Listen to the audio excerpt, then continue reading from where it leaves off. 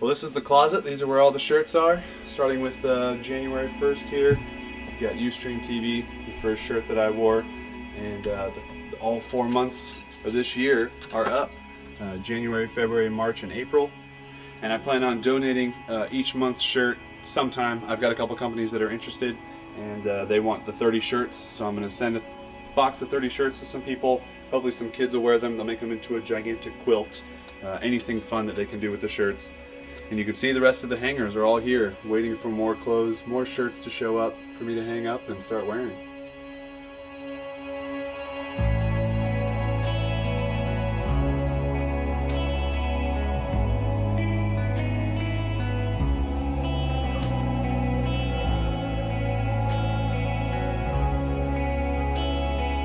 Yeah, so I started iwearyourshirt.com back in September of 2008, and it was just a fun idea to give people an outside-the-box way of advertising. So companies use banner ads now or other items on the web that maybe don't have the best exposure rate. Whereas with me, I wear your shirt, I wear it all day, I take photos, video, do a live video show, and I put all these things across free social media sites on the web.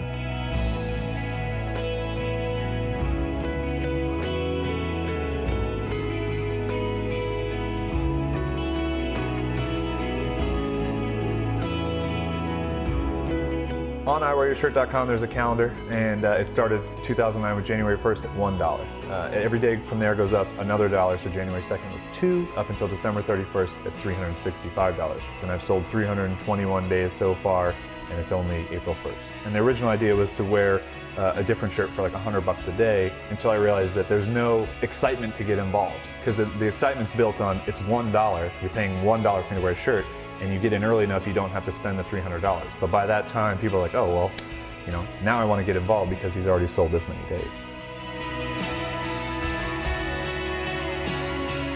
I've always loved interesting marketing ideas, thinking outside the box, and really trying to use your own personality to create a business or a new way for people to advertise. I would call this niche marketing almost. It's where a company will come and say, we don't have big budget advertising for billboards, for whole print campaigns, for doing things in big markets, but we can see the value of these niche things, where some of them work, some of them don't. And I think I Wear Your Shirt has good sticking power because it's a t-shirt, it's cheap to make, you get a guy using social media, and even if 50 people are only watching me a day, you're only paying $100 for those 50 people.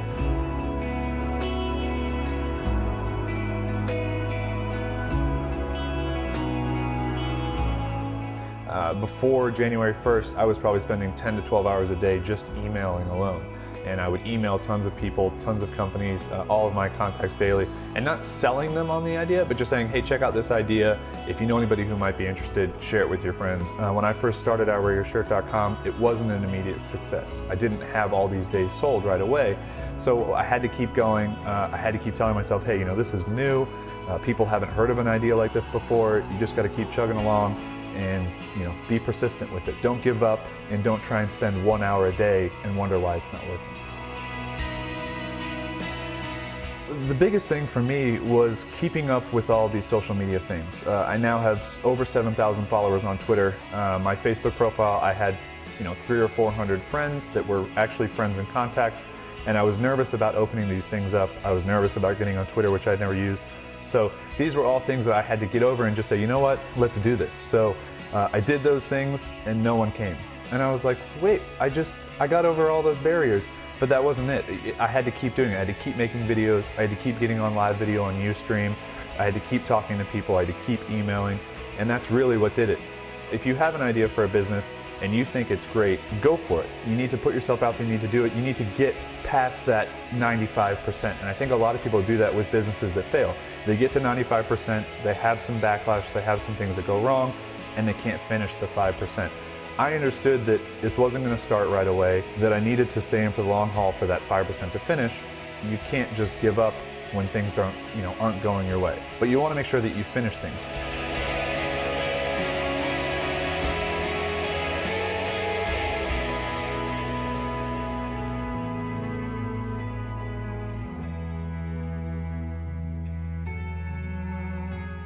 I think the thing that scared me the most about this entire project was live video. I'd never made a video of myself before. I didn't even own a video camera. It's scary. I mean, you don't know what's gonna happen. You don't know if anybody's gonna watch. And the first day that I did live video, Ustream decided we're gonna put you on the homepage, which I thought was really cool until I started watching it and there were thousands of people watching at a time. And I was like, I don't know what to say. But I just did it. I was just like, you know what? I'm on this, I have this opportunity, I need to talk about what I'm doing. I was really nervous to start creating YouTube videos because I had no idea how to edit video. I just started doing it, and the first couple videos are really bad. They're not good, but I'm just learning as I go. I'm watching other videos, I'm getting tips, I'm trying not to be nervous about things, and I'm trying to do it.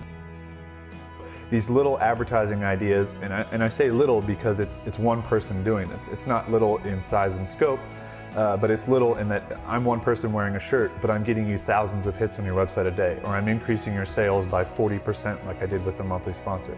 I really believe that anybody can do anything advertising marketing on the web if you think about things in a different way. If you don't stick to the norm, I'm going to use the yellow pages and people are going to come to my business. That's not a way to do it. You have to change with the times.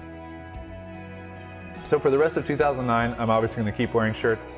2010, not quite sure yet. I know I'm going to be wearing shirts either of my own or of other companies, but I haven't decided yet. I'm always interested to hear people's ideas. I've got some ideas for 2010, and I'm definitely going to keep doing some out-of-the-box marketing stuff.